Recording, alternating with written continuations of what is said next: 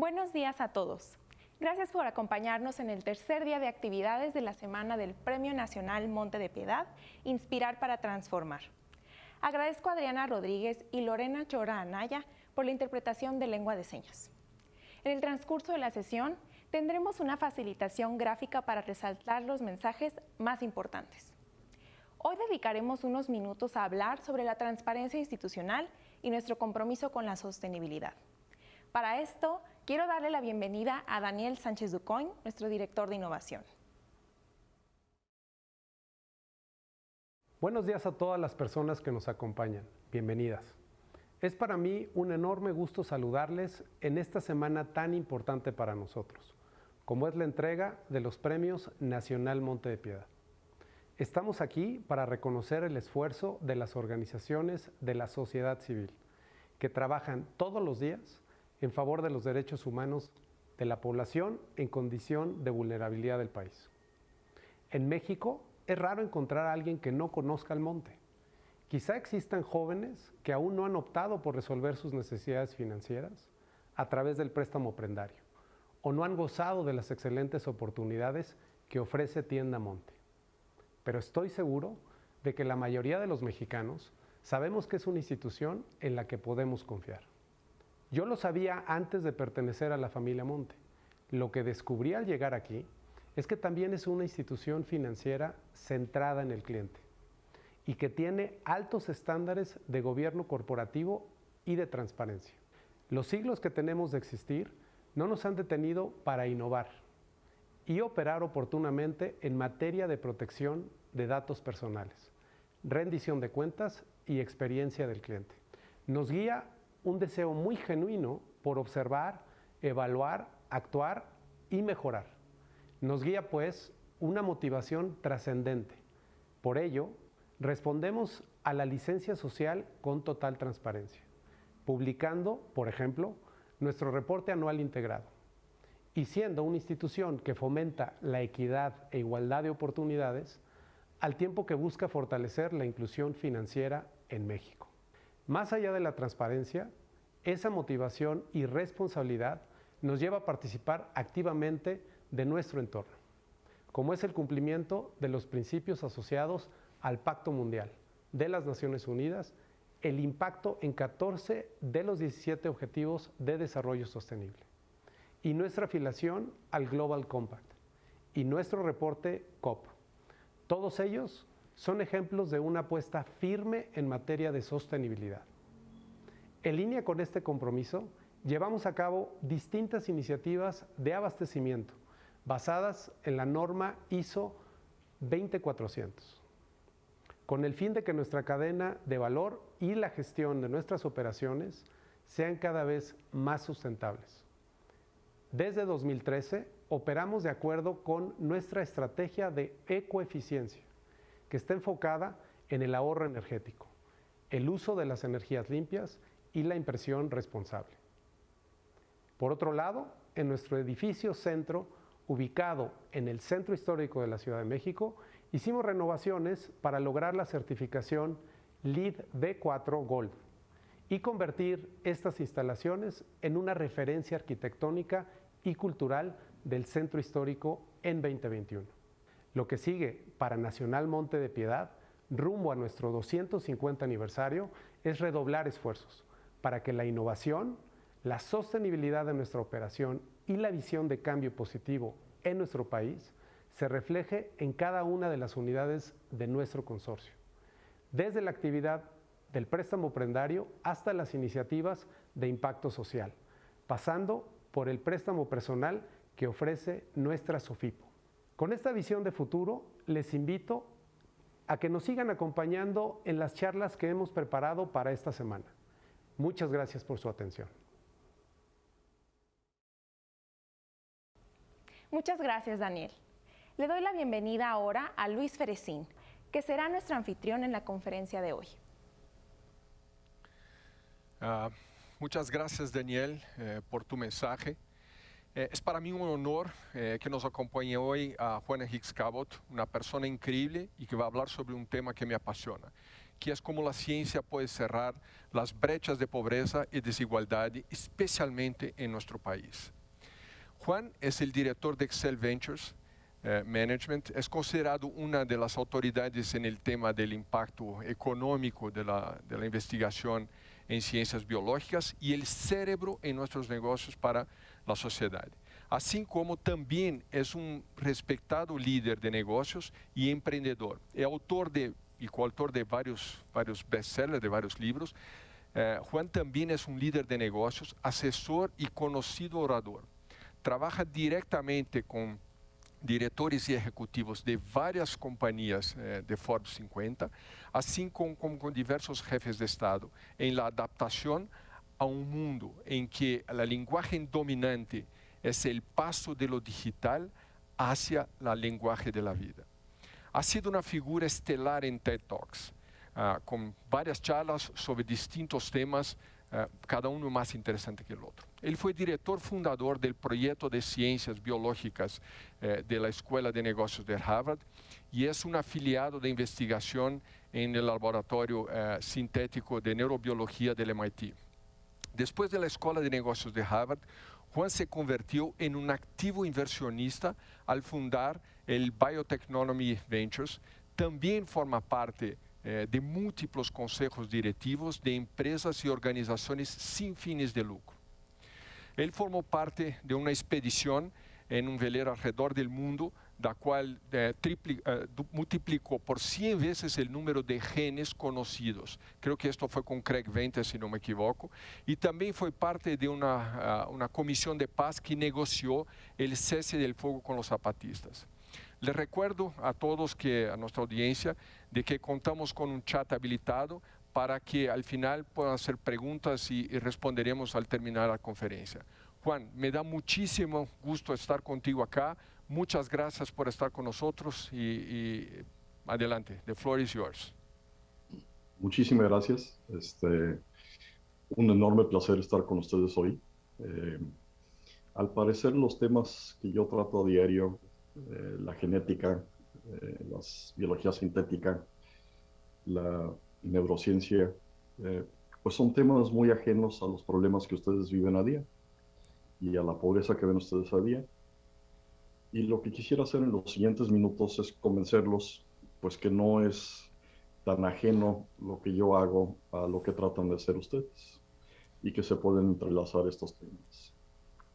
Entonces, pensando en cómo funciona la vida y hacia dónde funciona la vida, una de las cosas que quisiera hacer es pensar con ustedes un poquito en el tema de, cómo se genera riqueza, de dónde viene la riqueza y en términos de cómo funciona el generar riqueza. Porque si no puede uno sacar riqueza, no puede uno atacar la pobreza. Hablemos de transiciones de mapas y códigos. Entonces, pues hace mucho tiempo la humanidad empezó a escribir en jeroglíficos, empezó a pintar en cuevas, empezó a transmitir lo que habían aprendido los abuelos, los bisabuelos. Y en esta serie, pues eventualmente llegamos a los alfabetos y llegamos a los ABCs. Y estas 29 letras en español nos permiten transmitir a nuestros nietos y bisnietos todo lo que aprendimos. Pero ¿qué fue lo que pasó en los últimos 30 años? Pues en los últimos 30, 40 años cambió el lenguaje. Y empezó a cambiar hasta que empezamos a hablar en un lenguaje digital. Y eso se puede simplificar en un alfabeto de 2 letras, unos y ceros.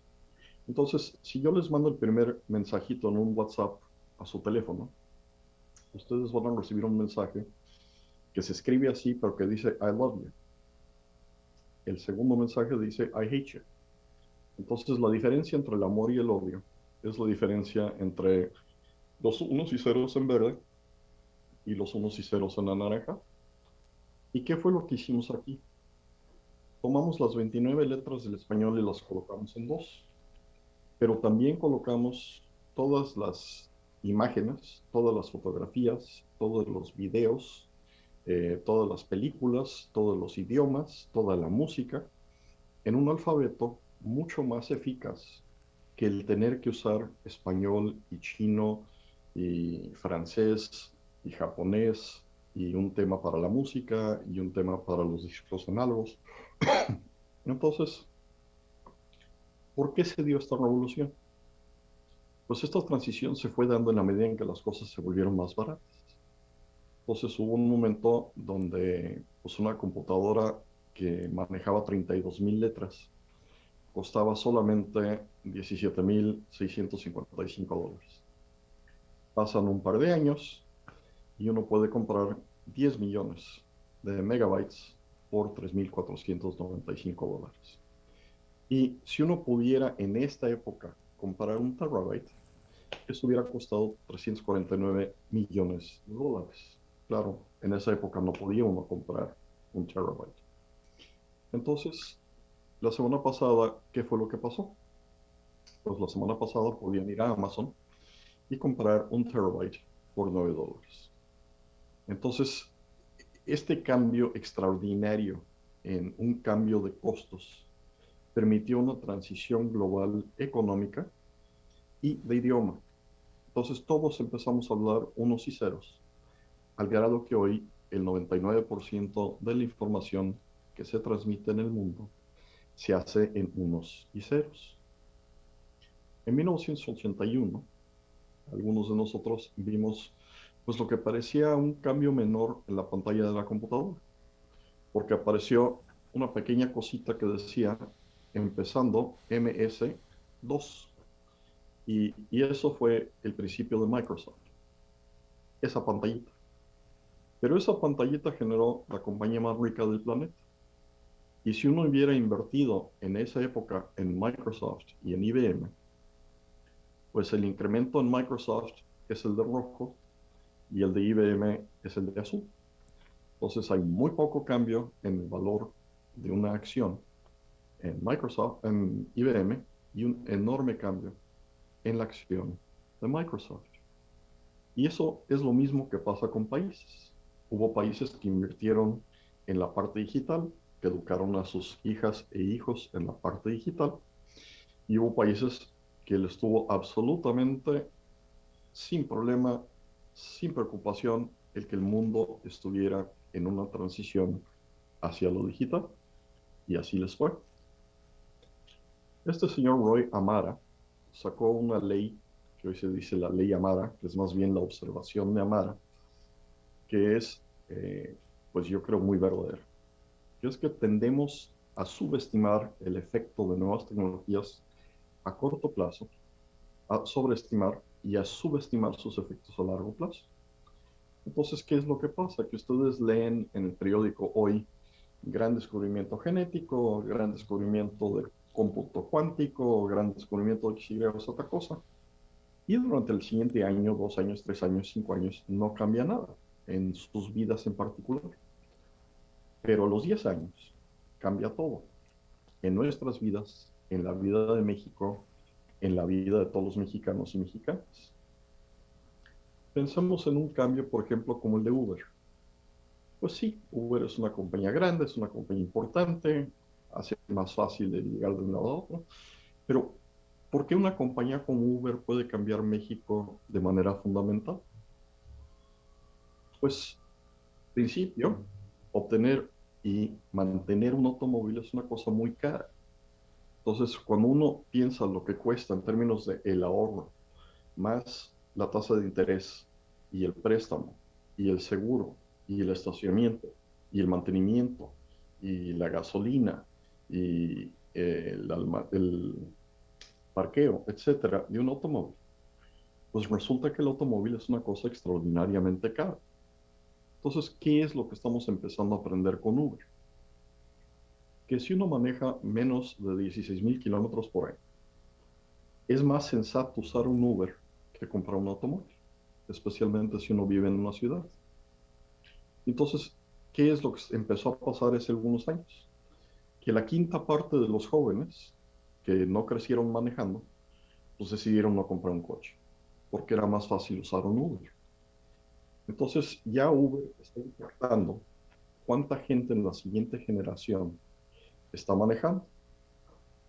Si llegamos a tener automóviles autónomos y vienen los automóviles autónomos, eso baja el costo de un Uber 50%. Y en ese momento no es sensato comprar un automóvil. Es mucho más sensato llamar a un Uber autónomo, porque va a ser mucho más barato que tener un automóvil propio. Para un país como México, donde tanto empleo, tanto trabajo, tanto futuro depende de las armadoras de coche, esto significa que pudieran bajar las ventas de los automóviles en un 90%. ¿Por qué? Porque los automóviles, en vez de estar estacionados todo el día, se van a estar utilizando como los aviones, en constante rotación. Entonces se van a necesitar muchos menos automóviles, muchos menos acero, mucho menos autopartes. También empiezan a desaparecer los estacionamientos. Entonces, pues un automóvil necesita en promedio 3.2 lugares de estacionamiento. ¿Por qué? Porque hay que tener uno en la casa, hay que tener uno en la escuela, hay que tener uno en el cine, hay que tener uno en la oficina, hay que tener uno en el restaurante, hay que tener uno en el mall, etcétera. Esto cambia el negocio de los bienes raíces de manera fundamental. Ya no es necesario que la tercera parte de los edificios de oficinas o los departamentos tengan esos espacios de estacionamiento. Es más, ya no es necesario estacionarse en las calles, porque estos automóviles están en constante rotación. Entonces, el tráfico, la circulación, se empieza a hacer más fácil. El uso del montaje urbano empieza a cambiar. Es mucho más fácil hacer banquetas mucho más anchas donde antes se estacionaban automóviles. Cambia la fisonomía de una ciudad a la vez que aumenta la velocidad de circulación en una ciudad. Ya no es necesario obras tan grandes de infraestructura. ¿Por qué? Porque los automóviles se mueven de manera autónoma a una velocidad constante. No hay el idiota que está entrando y saliendo todo el día de distintos carriles. No hay la persona que no sabe cómo entrar al periférico. No hay la gente que se distrae y no ve que se prendió la luz verde. Entonces, la velocidad de circulación promedio, aún con menos carriles, empieza a funcionar mejor. El negocio de las aseguradoras de automóviles empieza a desaparecer porque son cada vez más seguros estos automóviles. Y eso es como la tercera parte del negocio total de seguros. Entonces, ¿qué es lo que les quiero decir con esto? Que podrá parecer muy distante, muy abstracto los cambios tecnológicos que ocurren en Boston o el Valle del Silicón en este momento, pero llegan eventualmente a ciudades, a países como un meteorito y deshacen lo que están ahí y tenemos que construir algo completamente nuevo. Entonces, si la tecnología cambia industrias y países, hay que ver lo que le está haciendo a compañías. El promedio de vida de una compañía de las 500 más grandes de Estados Unidos en 1958, pues era más o menos el promedio de vida de un ser humano. Eran más o menos 61 años. Para 1980 eran 22 años. Para el 2012, pues ya eran menos de 18 años. Y hoy, estas compañías que surgen del Valle del Silicón una y otra y otra y otra vez, están deshaciendo a las compañías más grandes del mundo a una velocidad sin precedentes. La materia prima de estas nuevas tecnologías son las patentes, es el conocimiento. Entonces, lo que están viendo en esta pantalla en este momento, pues es un millón de puntitos.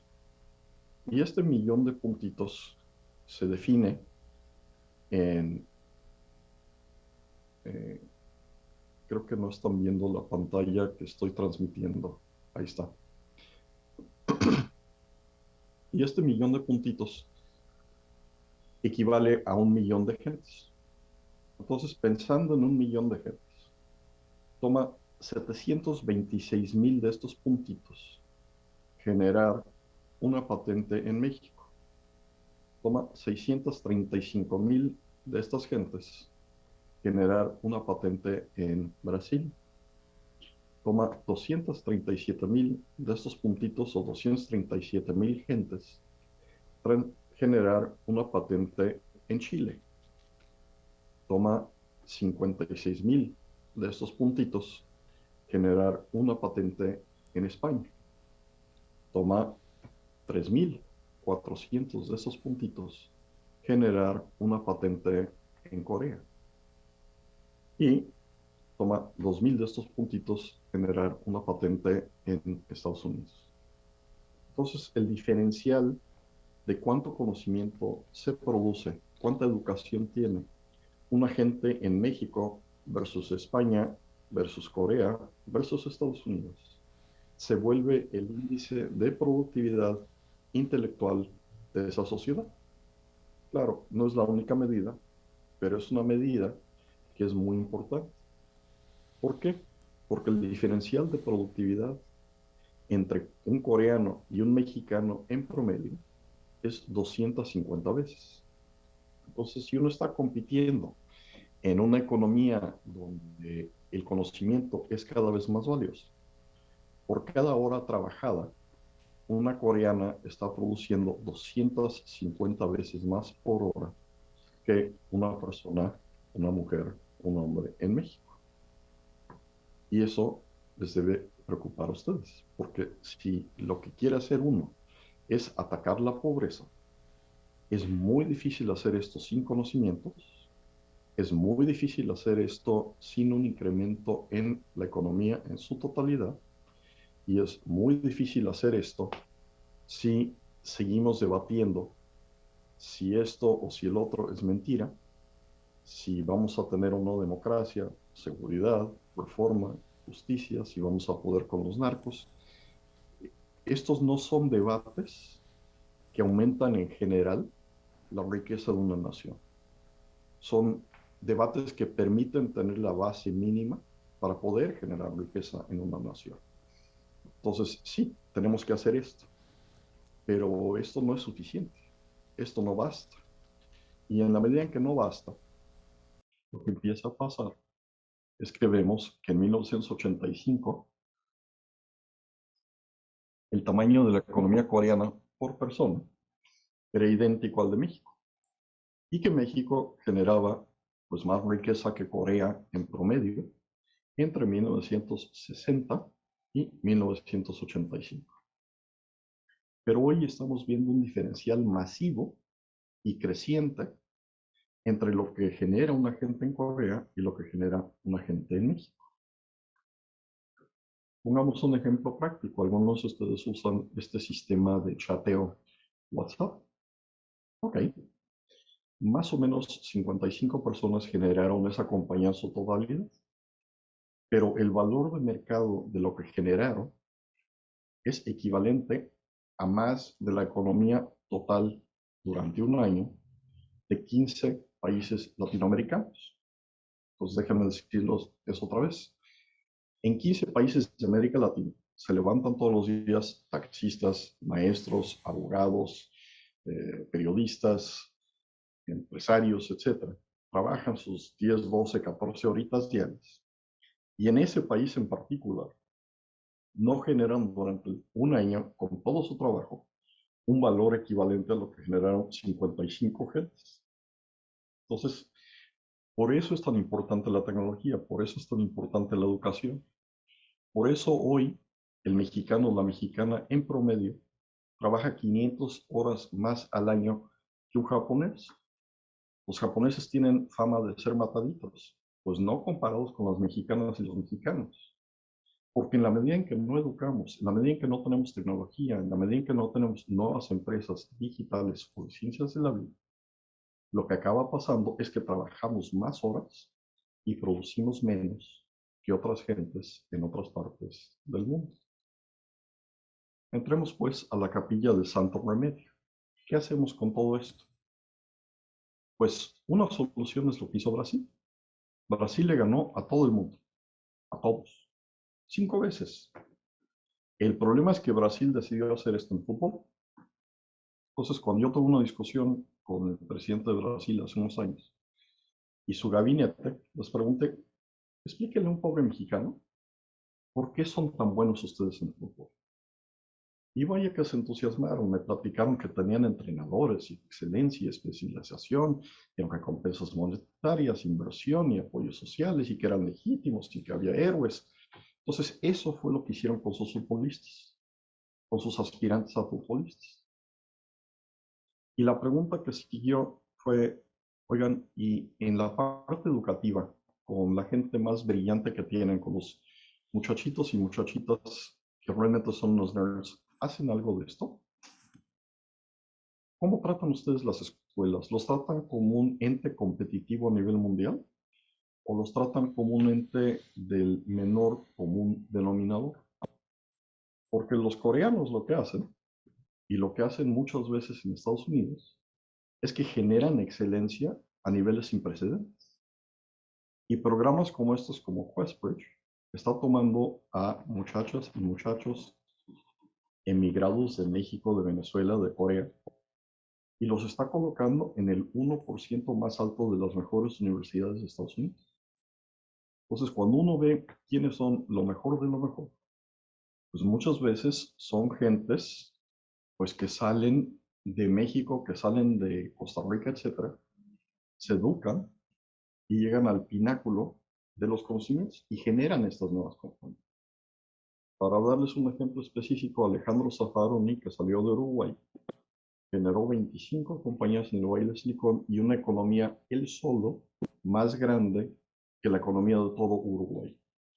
Entonces, si Zaffaroni se hubiera quedado en Uruguay y pudiera haber hecho eso, se duplicaría la economía de Uruguay por un solo cerebro, un solo líder empresarial.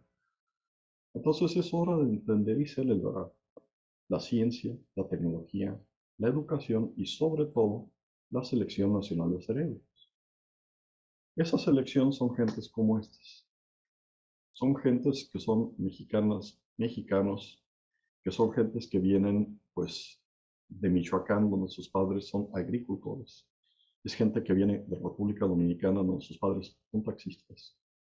Están operando con premios Nobel a los niveles más altos del mundo. Tienen nombre, tienen domicilio, tienen teléfono, y estos jóvenes generan economías del tamaño de un país. Si se les pone atención, si se les identifica, si se les celebra, si se les entrena. ¿Y qué es lo que va a pasar en los siguientes años?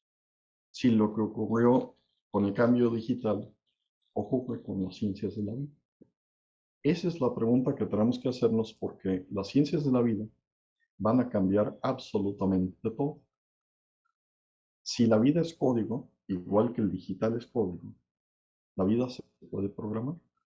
Y si se programa la vida, entonces igual que podemos programar con unos y ceros, cuando vemos cambios en los costos, que son costos que bajan de manera exponencial, van a crecer economías muy grandotas. El genoma humano costó pues miles de millones de dólares hacer sus secuencias la primera vez. Hoy día cuesta $200. Cuando uno ve cambios en los costos como esto, empieza a crecer una economía muy, muy grandota. Y esto es lo que tiene que empezar a pasar y tenemos que empezar a pensar en la agricultura, en la manufactura, en una serie de cosas en México. Una de las compañías que yo cofundé hizo la primera programación de una célula de tal manera que generamos una especie completamente distinta. ¿Y eso qué significa? Eso significa que igual que puedes programar tu chip de computadora para que tenga tu música, para que tenga tus videos, para que tenga tu TikTok, para que tenga tu WhatsApp, para que tenga pues, tus contactos, tu calendario, podemos empezar a programar células, podemos fabricar máquinas como estas que ya estamos fabricando para imprimir formas de vida que fabrican cosas. Y la escala de esto es muy grandota. Vamos a empezar a programar algas. Vamos a hacer esas algas de manera más grande en laboratorios. Vamos a poder escalar la manera como hacemos esto en grandes invernaderos y vamos a poder generar fábricas que van a sustituir proteínas aceites, energéticos, comida, a una escala sin precedente. Vamos a poder fabricar órganos para nuestros cuerpos, para sustituir los órganos que tenemos. Entonces, cuando les digo que todo va a cambiar y que es muy importante encontrar la excelencia, que es muy importante apoyar la educación, estoy hablando del futuro de México, estoy hablando del futuro de nuestros países, estoy hablando del futuro de la pobreza. Estos no son temas abstractos. Déjenme detenerme ahí y decirles solamente, esto no les debe de asustar. Esta es una oportunidad que nunca ha tenido ninguna parte de la humanidad en otra época. Podemos generar enorme riqueza en corto tiempo. Podemos tomar las cadenas de producción de China, que en este momento están siendo, digamos de manera amable, están con una serie de presiones sin precedente. Y podemos colocar esos empleos, esas cadenas de producción, ese futuro económico en México. Pero necesitamos liderazgo, necesitamos claridad, necesitamos educación, necesitamos premiar la excelencia y necesitamos más que nada hacerlo, no criticarlo, no decir esto está mal, esto no se puede, esta persona me está atacando. No, tenemos que hacer, o haces o no haces, o fabricas o no fabricas, o gobiernas o no gobiernas. Y para gobernar hay que encontrar lo mejor de lo mejor, volverlo el equipo nacional, apoyar la excelencia educativa, apoyar la empresa y crecer. Me detengo ahí y tomo sus preguntas, comentarios, ataques, lo que ustedes gusten. Muchas gracias, Juan, por tu súper interesante presentación. Yo creo que nos da mucho que reflexionar, pero hay una cantidad de preguntas acá que me gustaría empezar a compartir de la audiencia. Creo que hay una cantidad importante de temas, pero quiero empezar con una, en verdad, y tú hiciste comparaciones sobre cuántos puntitos necesitaría cada persona para generar una patente. En tu visión, este gap que se está generando en el mundo, con todo el tema digital que viene y la transformación, ¿se está incrementando entre los que tienen y los que no tienen o se va a disminuir? ¿Para dónde vamos? ¿Y cuál es la implicación de esto para México para que este gap no se incremente?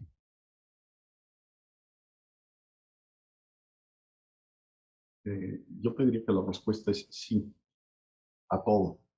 Entonces hay lugares donde el gap se está incrementando, hay lugares donde el gap se está disminuyendo. Me gusta mucho platicar del ejemplo de Singapur, porque Singapur era un país mucho más pobre que la mayor parte de los países africanos en 1965. Y un presidente de izquierda, líder laboral, bastante radical, toma control del país y lo vuelve una economía más rica hoy en día que Estados Unidos. Y ese líder, Lee Kuan Yew, ¿qué fue lo que hizo? Se enfocó en unos cuantos negocios donde fuera competitivo Singapur a nivel mundial. En un gobierno mucho más chico, mucho más eficaz, bien pagado. En la excelencia educativa, en las becas para doctorados en ciencia en el exterior de los singapurenses, en premiar a los más listos, no solamente a los mejores deportistas o poetas, y generó una sociedad en muy poco tiempo enormemente rica. Lo mismo pasó en Taiwán, lo mismo pasó en Corea, lo mismo pasó en la India, algo similar pasó en Uruguay, Costa Rica ahí la lleva, Panamá ahí la lleva, pero al mismo tiempo viste una serie de países como Venezuela, como Cuba, que se volvieron absolutos desastres y en los modelos a no seguir. Entonces, hay de todo. Juan, entiendo tu comentario de Singapur y tú eres una referencia, un ícono, eres un mexicano que nació, creció acá en México y se convirtió en un ícono mundial, pero te fuiste. Entonces, estás en Estados Unidos, estás trabajando con Harvard, con MIT, en tu fondo, etc. ¿Cómo hacemos para que estas mentes brillantes se queden también acá? ¿Cómo aprovechar el potencial de las empresas, de los emprendedores, todo lo que hay en este país para que generen valor para México? Mira, yo tuve la enorme fortuna, después de que estudié acá, de regresar a México muchos años. Y yo construí Santa Fe, básicamente de cero. El Auditorio Nacional, el Zoológico Chapultepec, las primeras maquiladoras en Iztapalapa en 30 años, el Corredor Reforma, parte de la reestructuración del centro histórico. Entonces, se puede hacer mucho en México en muy corto tiempo. Hay gente en México que sabe construir. Cancún se fabricó de la nada en 10 años. Ixtapa, Loreto, Los Cabos. Esas son obras que tienen nombre y apellido. Se sabe quién hizo estas cosas. Se puede construir y la gran ventaja que tenemos es que se puede construir en un periodo muy corto de tiempo. La pregunta entonces es, ¿a quiénes celebramos? ¿Celebramos a los que hablan bonito? ¿Celebramos a los que dicen por qué no se pueden hacer las cosas? ¿Celebramos a los que atacan con mayor gracia o agresividad? ¿O celebramos a las gentes que saben construir un aeropuerto? ¿O celebramos a las gentes que saben educar? A los grandes maestros, a los empresarios que hacen algo de la nada. Y dime a quién celebras y te diré a vos y a dónde vas. Okay. Gracias.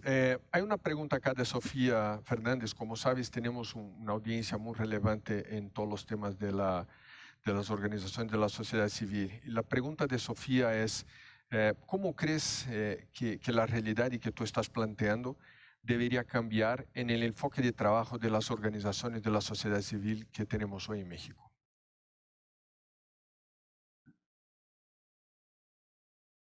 Mira, a mí lo que me encantaría es que empezáramos a descubrir y celebrar a los grandes cerebros. Entonces, en la India, una de las cosas que hacen, tienen 7 universidades que son de las mejores del mundo. Entonces, tú sabes que si un estudiante se gradúa de un IIT, tiene nivel de un estudiante de MIT. En los pueblitos, muchas veces lo que hacen es ponen a trabajar una familia para fondear la educación del matadito o de la matadita. Y ese matadito toma un examen nacional y si entra a una de las grandes universidades, todo el pueblo lo celebra, porque sabe que esa persona va a ser muy importante en términos de elevar pues la riqueza de ese lugar.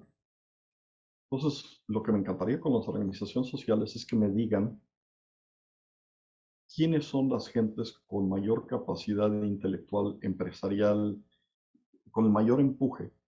¿Quién es el 1 de cada 1000 o 10,000? No que juega fútbol, no que hace teatro, sino quién es el 1 en 10,000, que es un pequeño Einstein que está sentado en la sierra de Oaxaca, en la sierra de Chiapas. ¿Cómo celebramos a esa gente? ¿Cómo la impulsamos? ¿Cómo la volvemos la selección nacional?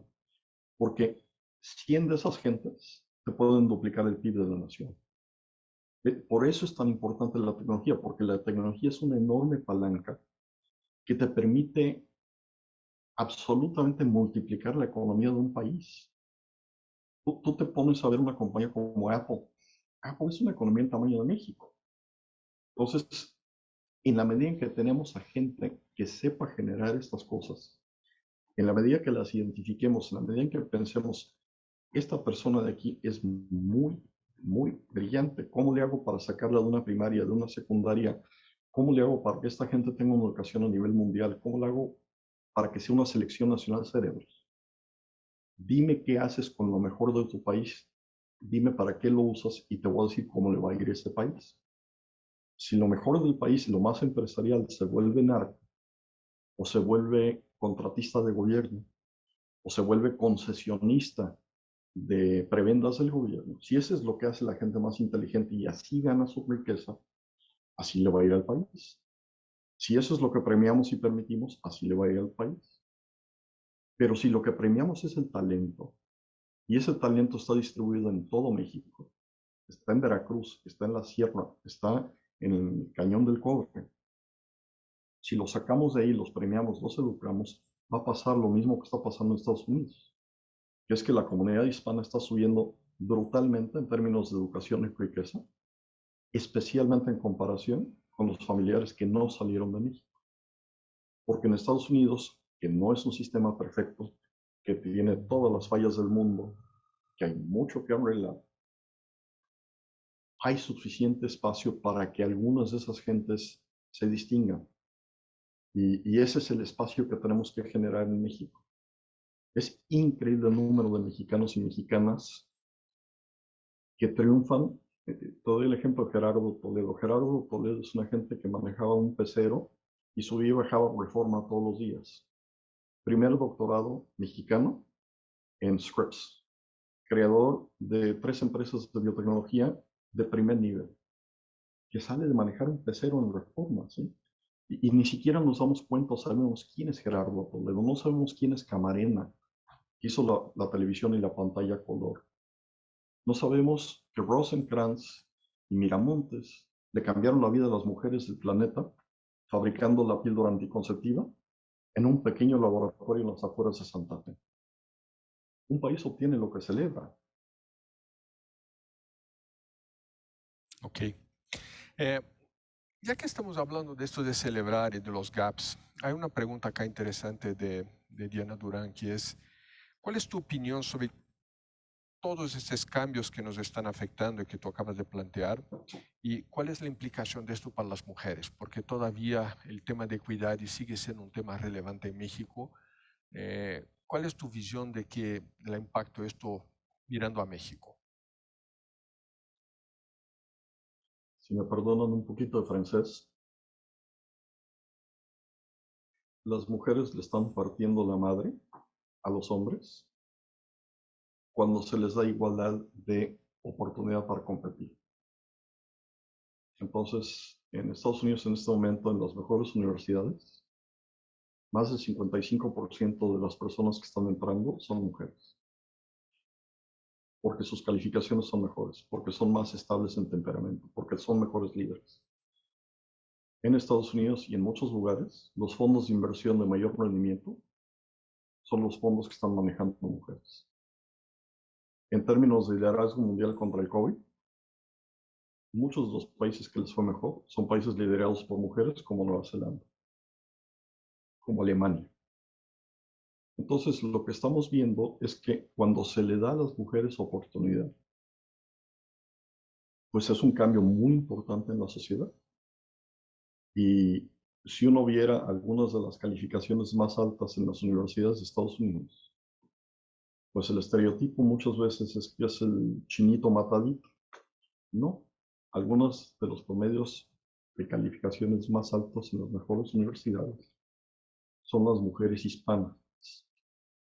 Y es increíble lo que tiene que hacer una mujer en un país como el nuestro para llegar a triunfar, porque muchas veces pues no se le da la misma oportunidad educativa, porque muchas veces se le pide también cuidar a la familia, porque muchas veces no tienen el igual salario.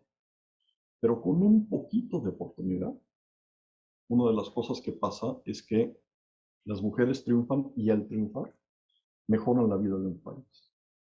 Si tú quieres saber cómo le va a un país a los siguientes 20 a 30 años, ve cómo trata a sus mujeres.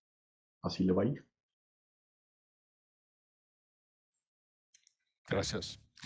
Hay una otra pregunta, hablando de los filántropos acá, una pregunta importante, ya que tenemos en audiencia a varios filántropos también, y viene de Eugenia Villalba, que es, ¿cómo tú ves cuál debería ser la visión de los filántropos en México? O sea, ¿dónde deberían estar poniendo su enfoque, su inversión social y cómo monitorear esto mejor?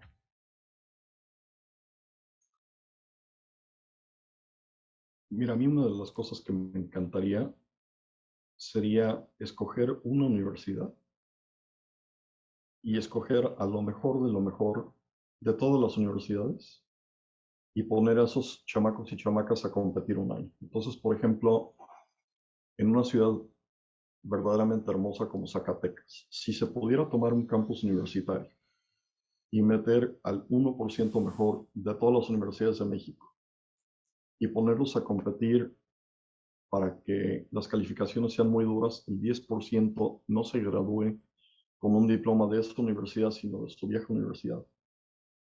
Y el 10% más alto de ese 1% obtenga una beca completa para un doctorado en cualquiera de las 30 mejores escuelas del mundo.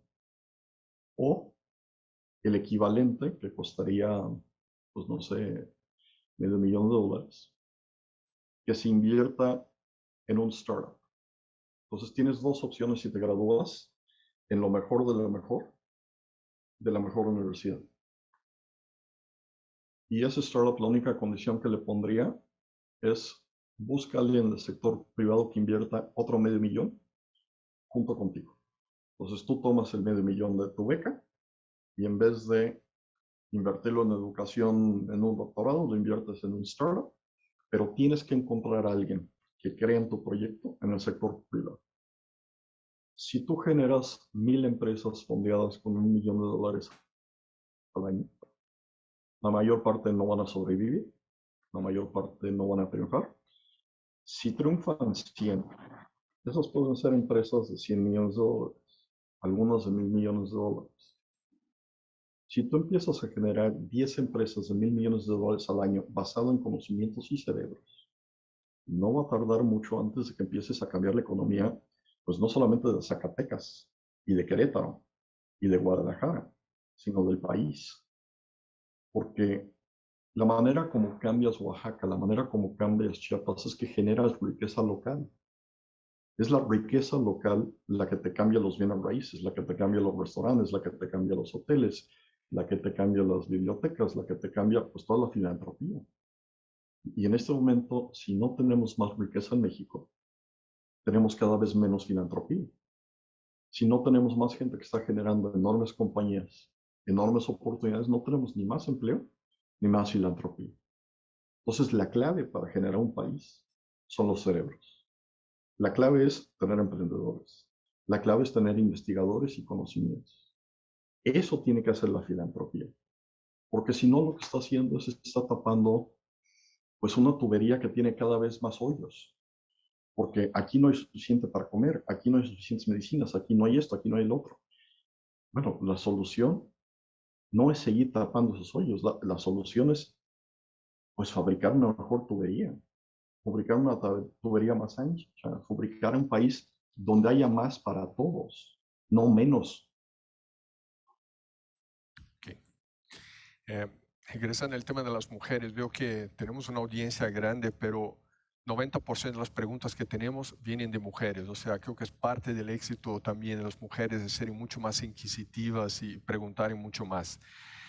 Hay una pregunta acá que creo que es muy interesante, que es el siguiente. Lo pregunta Ana Mónica Samperio. Hay mentes brillantes, sabemos que hay mentes brillantes en México, pero lo que pasa con todos que no somos brillantes, ¿dónde entramos y qué oportunidades tenemos? ¿Cómo la jugamos si no somos el tipo que fue a hacer el PhD, que Gerardo Toledo, etcétera? ¿Cuál es el rol del restante de la gente que no es tan brillante en este mundo nuevo? Déjame que te la voltee. Una de las cosas más frustrantes para mí es ver qué pasa con los mataditos y mataditas que no tienen estatus social. Entonces, muchas veces en la náhuatl o en la ibero, la gente que viene de menos, que es más brillante, que obtiene una beca, para triunfar se acerca al hijo o a la hija de alguien que va a heredar un gran negocio y se vuelve pues la persona que hace todo en la empresa. Entonces, si tú ves las grandes empresas de México, muchas de esas grandes empresas existían hace 30, 40, 50 años. Y eso es completamente distinto de lo que está pasando en otras partes del mundo, donde las viejas empresas se están deshaciendo porque esos jóvenes, en vez de trabajar para las viejas empresas, forman sus propias empresas. Entonces yo lo que te diría es, busca a los nerds y trabaja con ellos. Ve qué están haciendo, ve qué están creciendo. Porque en muchas de estas empresas, lo que pasó, por ejemplo, con Twitter, es que al darle opciones que son eh, una manera de que aparte de tu salario, si esta compañía se vuelve una compañía que cotiza en bolsa, tú tienes la opción de comprar algunas de sus acciones a este precio. Bueno, ese mecanismo de opciones te generó el día que Twitter se volvió una compañía pública más de 10,000 gentes que valían más de $1,000,000 que habían trabajado con Twitter durante tiempo. Y eso incluye secretarias, eso incluye a choferes, eso incluye a las gentes que trabajaban en la cocina, eso incluye, o sea, a todo mundo le tocó un paquetito de opciones cuando empezó a trabajar. Entonces, si tú fuiste la primera cocinera de Twitter o de Google, pues el primer cocinero de Google ahorita es un centimillonario. Y esa habilidad para generar riqueza y compartirla es increíblemente importante porque el de arriba, el matadito, no se queda con todo, sino que al crecer la empresa de ese matadito, se comparte. Y las sociedades que tienen, siendo estas mataditas, son las sociedades que tienen las filantropías más grandes del mundo. Son las sociedades que tienen las universidades que están creciendo. Son las sociedades que tienen los restaurantes que están creciendo, el arte, la poesía, o sea, todo el apoyo social que viene de la generación de riqueza y no de la destrucción de riqueza. Y a mí me desespera ver que celebremos pues a gente que son campeones mundiales en la destrucción de la riqueza como los líderes de Cuba y Venezuela. Eso me parece una aberración y un modelo que si lo seguimos vamos a acabar igual. Gracias.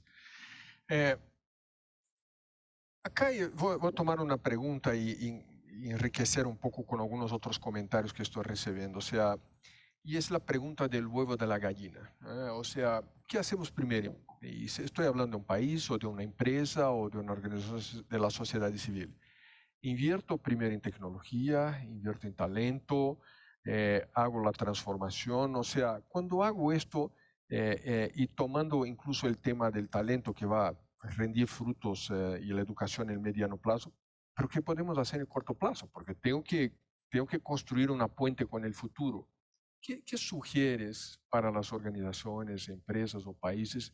¿Cómo construir esta puente? Porque las inversiones son altas y está bien, pero yo tengo que pavimentar la estrada para llegar hasta el otro lado, ¿no? ¿Cómo gestionar esta dualidad? Mira, yo una de las cosas que haría a corto plazo, somos muy dados a tirar el talento a la basura. Si yo no lo hice, si mi equipo no lo hizo, no sirve de nada. Entonces, ves obra tras obra que llega el siguiente, sea del partido que sea, y dice, el pasado no sirve para nada, empecemos de cero. Eso es increíblemente peligroso, porque tenemos mucho talento y hay mucho talento que está de construir. No sabrá hablar, no será la gente que cuente los mejores chistes, no será la gente más graciosa para ir al bar o a cenar. Muchas de estas gentes son gentes pues, que no se conocen, que trabajan en lo oscurito. Te doy un ejemplo, hay muy poca gente que sabe quién es Daniel Ruiz, pero Daniel fue una de las personas claves en la construcción de la infraestructura de la Ciudad de México, que hizo parte del Gran Drenaje, que hizo parte de las obras que no se ven, que hizo parte de las obras que no son vistosas, pero que hacen que funcione una ciudad. Y esa gente que trabaja en lo oscurito, pero que hace, no habla, hace, es la gente que finalmente es el cemento de una empresa. Es finalmente la gente que es el cemento de una ciudad, de un gobierno.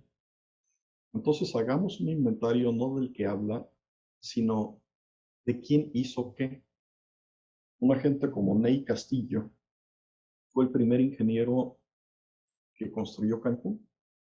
Entonces los primeros trazos de Cancún, el primer trazo del aeropuerto, el primer trazo pues, de la obra pública, el entender cómo es que se usa, cómo se abren zanjas en un lugar donde el suelo de Yucatán es un suelo calcáreo, que hagan de cuenta son capitas de cosas, y es calcáreo. Entonces, lo que pasa cuando uno construye zanjas para drenaje de manera tradicional es que no hay manera de usar explosivos porque la explosión se va hacia los lados, no hacia abajo.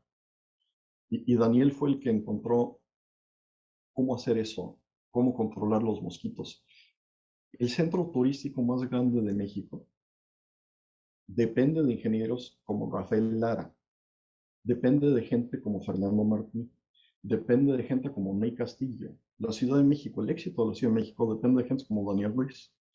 Y entonces es trágico que esta no sea la gente que inventaríamos, que no la conocemos.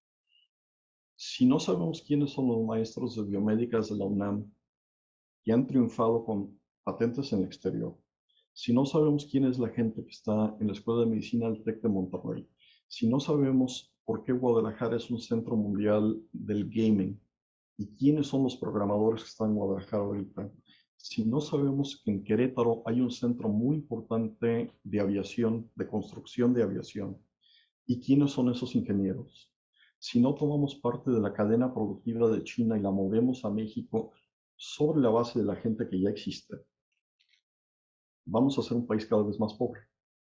Entonces, te diría, objetivo número uno, ¿quién sabe hacer? ¿En qué están trabajando? ¿Y cómo los podemos apoyar y hacer más productivos? Haciendo eso podríamos aplicar el PIB de México. Ok. Considerando todo lo que hace Monte y la inversión social que hacemos como Monte, y hay dos pilares súper importantes que tienen que ver con educación y trabajo digno. Y tomando un par de preguntas acá y juntando, si tuvieras que decidir a dónde invertir en educación para que México pudiera transformar, ¿por dónde empezamos? ¿En qué nivel de educación? ¿Qué ideas tú sugieres para nosotros?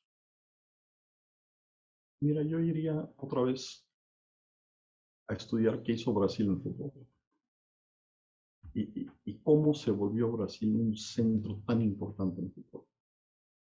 Y haría exactamente lo mismo en la educación en México.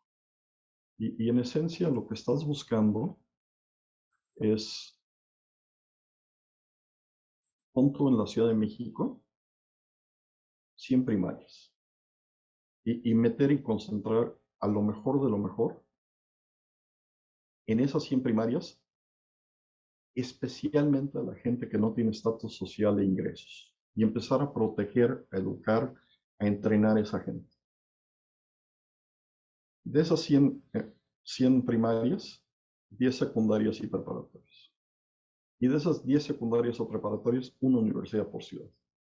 Entonces, hacer una pirámide de excelencia, que es el equivalente a tu equipo olímpico, porque si empiezas a jugar a todos somos iguales y todos podemos competir y nadie mejor que el otro, pues imagínate qué pasaría si México mandara un equipo a las Olimpiadas, donde tú vas, entrenes o no, si sepas hacer el deporte o no, si tengas disciplina, si tengas el cuerpo o no, si tengas los tiempos o no, pues así nos iría, no ganaríamos nada. Pero en la medida en que pones atención a lo que son tus atletas, como lo hace Nueva Zelanda, como lo hace Australia, como lo hace Cuba, pues triunfas a un nivel desproporcionado en ese tema. Y en educación hay que hacer dos cosas. Tiene que haber educación para todos. O sea, no podemos dejar atrás a la gente en educación. No podemos dejar atrás a las mujeres. No podemos dejar atrás a gente que quiere aprender a leer y a escribir. Pero dentro de ese sistema donde hay educación para todos, hay que seleccionar a lo mejor de lo mejor. Y mucho de lo mejor hay que encontrarlo temprano en los lugares más pobres de México. Porque la única manera como vas a poder volver a Oaxaca y a Chiapas centros de riqueza es volverlos centros de conocimiento. Y la única manera como puedes hacer eso es tomando, por ejemplo, a José Luis Romo, que creció en la parte más pobre de Hidalgo, que fue el lugar donde llegaba el Gran Canal, y que surge de la nada y llega a ser un estudiante de Harvard y algún día va a ser gobernador de algo. Y es una de esas mentes que sale de nada. Y gracias a que se identificó su talento temprano, que mi esposa lo vio a los 12 años y lo metió a la Fundación México de Harvard, pues ese es un muchacho que tiene una oportunidad que nunca hubiera tenido. Y, y ese coacheo, esa identificación, eso decirle a los maestros, a ver, tú has visto a 1000 alumnos en los últimos 5 años.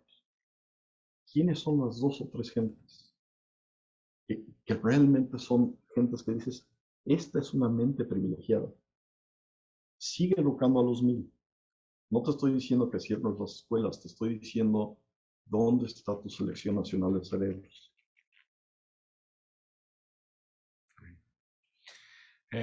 Juan, tengo una última pregunta y un último comentario. Ya estamos sobre el tiempo, pero mi última pregunta para ti, y después quería que comente.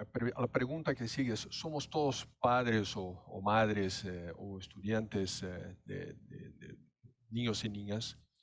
Si tuvieras que sugerir algo para nosotros, o en las organizaciones que algunos acá representan y lideran, ¿qué sugeriría que hiciéramos con nuestros niños, niñas, hijos, hijas que están ahí?